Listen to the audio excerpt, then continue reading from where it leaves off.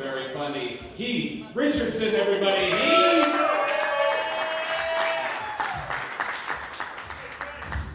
Wow, what a night.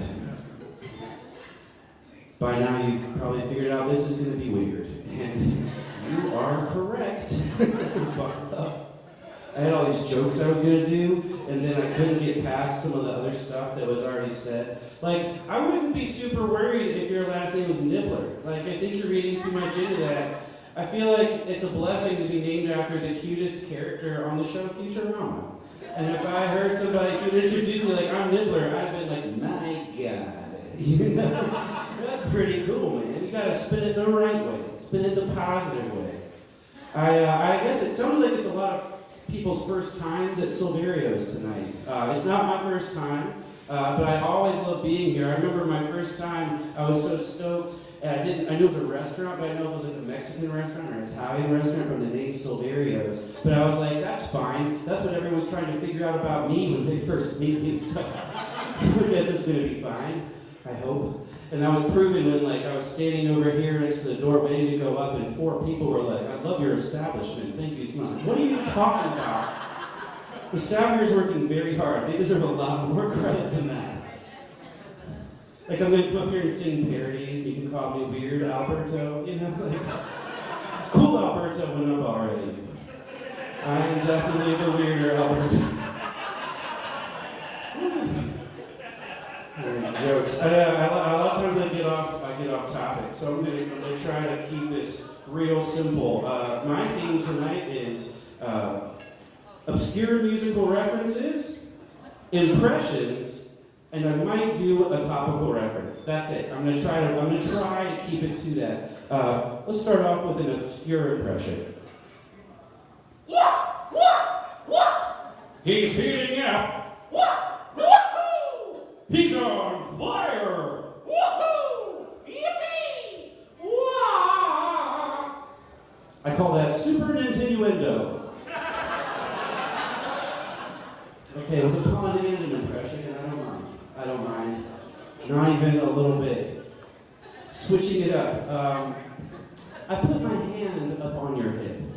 When I dip, you dip, we dip. And tobacco kills people, so I feel like that's more of a PSA than a joke, but I feel like it's worth mentioning. This is brought to you by truth.org. Okay, never mind, there's a lot of tobacco fans in the room. It's worth it. This set's going up in smoke. Okay. Here's a one-word impression. This is an impression with one word. This is a very disappointed Ray Romano. Oh. Thank you. I'll double down. This is an impression with no words at all. Not a single word for this impression. This is my favorite. All right. This is my impression of a 30-year-old Rasputin.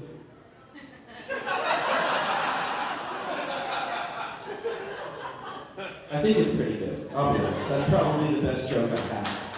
So, thank you. If I'm being completely honest, Rasputin face is actually just a face I make naturally when I wasn't expecting to be eating blue cheese. If that's ever happened, not just me tonight. Hey, usually I'm all alone. That's a real thing. I hate when you're not expecting the thing and then it's blue cheese. It's the worst. It's the absolute worst. And look, before all the blue cheese heads start coming out yelling at me like all the blue cheese enthusiasts, they're strong, opinionated people. But look, the thing is, I don't hate blue cheese. That's ridiculous. You're like, you hate blue cheese. Like, no, I do not want to get canceled over dairy. Let's just back up for a second. It's not what I said. Don't put your words or your stinky cheese in my mouth, okay?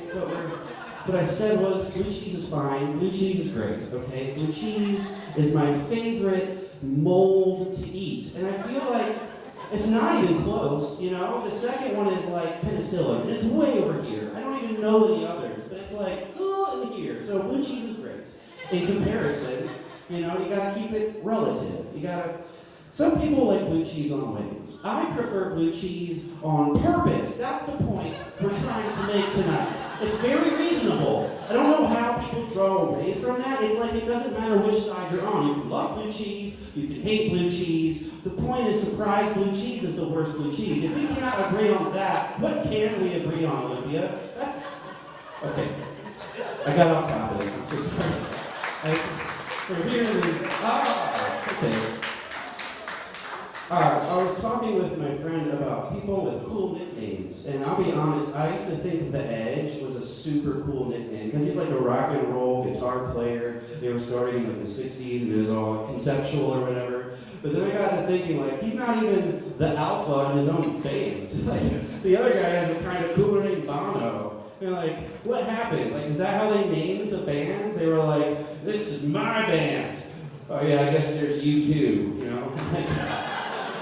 And the other guy's like, what about us too? They're like, shut up, Larry. What kind of a name is that anyway? Their names are Adam and Larry, and they are very boring, and I'm pretty sure they've been replaced. It's a true story. This looks like a big hip-hop room, so here comes another one. Ha! Thank you, that guy. I am a big fan of hip-hop and theme restaurants. I'm going to start a restaurant called Wu-Tang Pan, and they're going to ask all these kind of questions like, did you want just the sandwich or the whole dirty basket? How do you like your steak salad? And the only answer is, ooh, I like it raw. You know? You get to dessert and it's like Wu-Tang flan. But on the value menu, there's the Method Sundae, which if you don't know, is just cashews everywhere around ice cream and some honey for $1 dollar bill, y'all. Nobody? Except me? Okay. Too punny. We're moving along. Some people grow up with, they develop this voice in their head that helps them like distinguish right and wrong. They call it conscience. I just have that NBA Jams announcer still. That's the only one. That's the only thing I hear all the time, and it's not super helpful. I'll be honest. It's kind of a smart ass, and I don't appreciate it.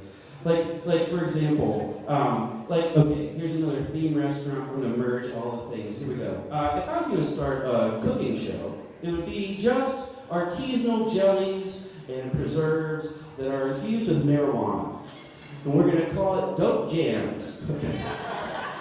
But while we're doing it, there's a commentator in the back going, he's heating up. Yes, to 425, very slowly. And then, God forbid you spill it, it's like, he's on fire! Okay, guy, could you just call the fire department, please? Like, what's even happening right now? Okay, we're gonna stop doing that voice. Yes, I'm gonna check the half an index card. I'm not saying he is, I'm not saying he is. What I'm saying is if Billy Joel is an arsonist, we probably should have seen it coming. That's all I was trying to say earlier. Some of you were elated about it, like, you might be right. Am I crazy? And to be honest, I thought that for the longest time. So, okay, one guy knows Billy Joel. You're my best friend tonight. We're throwing these things out there. It's not working. Let's try another. Here's a topic poll. This is just for me. This is, if you've ever been around rich people, whenever the subject of gentrification comes up, you'll know they like to call it like an urban facelift. And if you're not around them when it comes up, they call it cleansing your pores. So, okay, I struck a chord. And this half of the room did not understand that joke. It's fine. I knew it was a shot in the dark.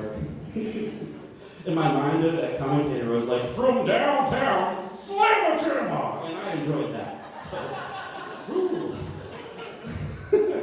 Did you know that the sparkling water, La Croix, that's actually French for the cross, which seems aggressive. Maybe that's just me looking like evil Jesus, but I feel like that's fine. I have no commentary on that. It just inspired me to start my own sparkling water called La Terre, which is French for the earth. But honestly, the only reason is just so like the next time I hear someone talking about the earth being flat, I won't immediately feel the need to burst their bubble. Does that make sense? Nobody else? You thought about clapping. I appreciated that. You did withdraw. You did hold back. Like you weren't sure if I like flat Earth or hate flat Earth. And I was like, he said something clever, but it could be wrong. And it wasn't. It was a good joke. I'll just reassure you. It was very clever. It was a pun that tied into itself. And I think that's what throws people sometimes. It's a weird dichotomy when I'm doing like funny faces and then I'm doing those jokes. It's like, which way is he going? And I have no idea. I'll be perfectly honest with you. This is going weird. All I wanted from this set was to finish a joke and then hear the "Food's Up" bell.